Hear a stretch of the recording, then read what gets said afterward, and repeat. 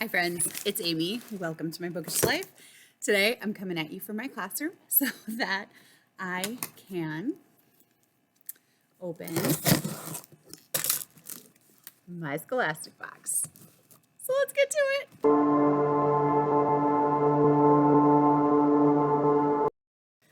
All right, so first of all, I have the I Survived graphic novel, The Attack of Grizzlies, 1967.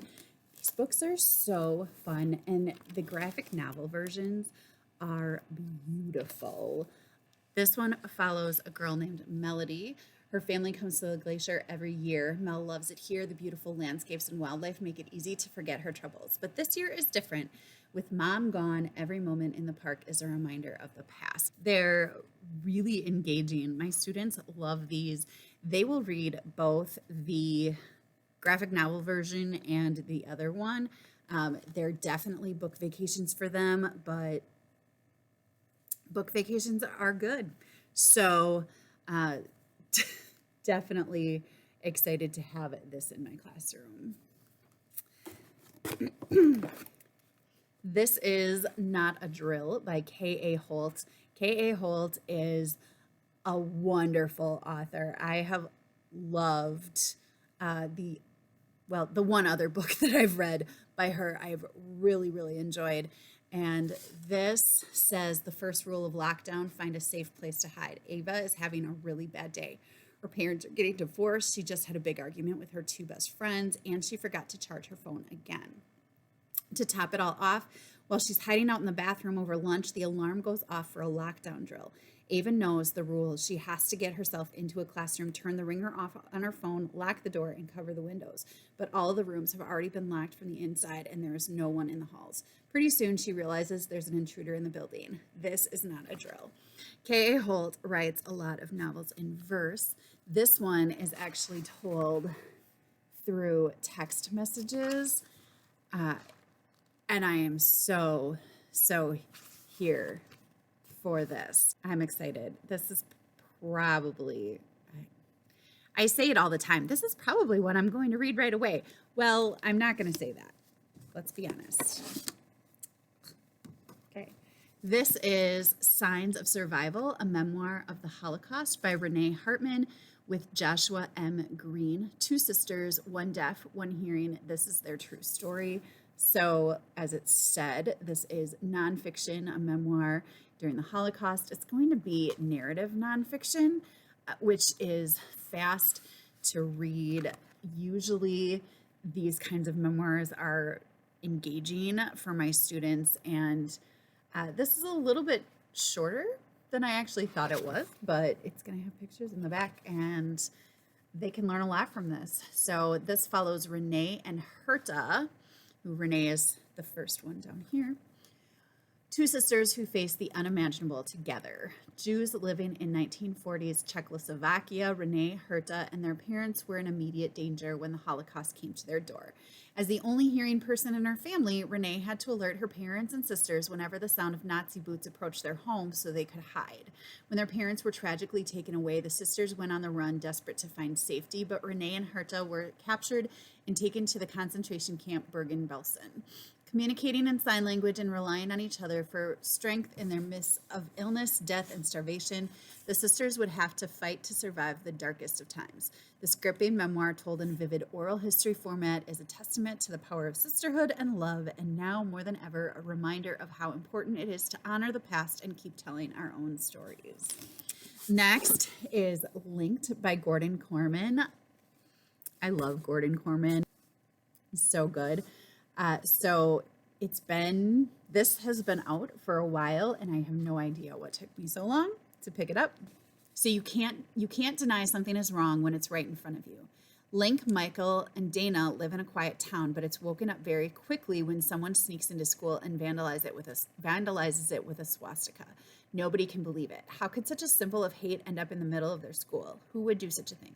Because Michael was the first person to see it, he's the first suspect. Because Link is one of the most popular guys in school, everyone's going to him to figure it out. And because Dana's the only Jewish girl in the whole town, everyone's treating her more like an outsider than ever.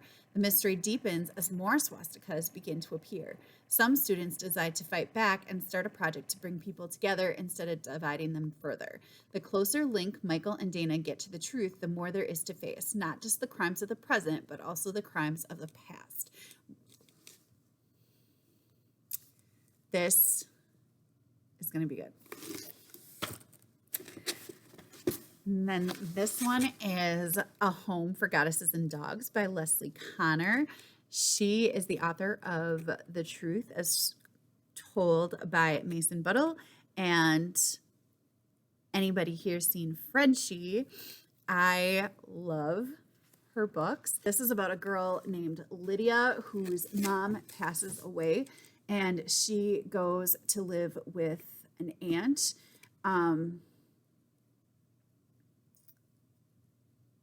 Who has just adopted a big dog, and Lydia doesn't like dogs. So yeah,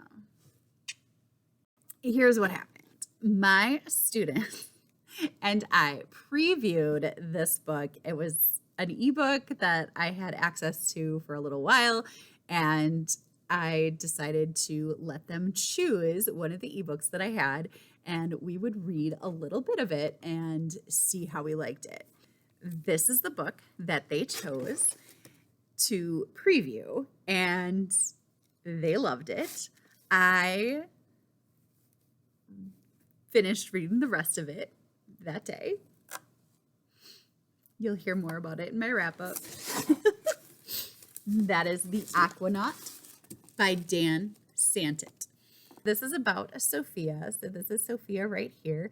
And her father is lost at sea.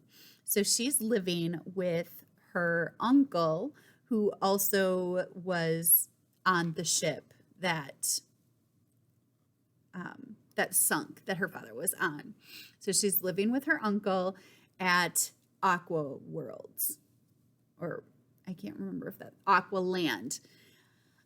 She's living with her uncle at Aqualand, and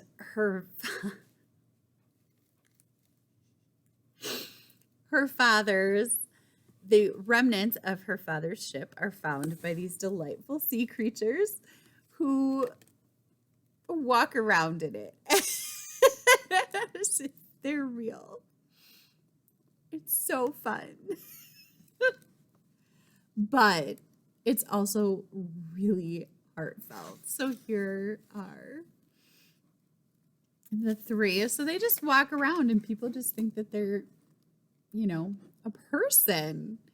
But it starts with a very, very scary, crazy scene. And that's what my students and I read, and we were hooked.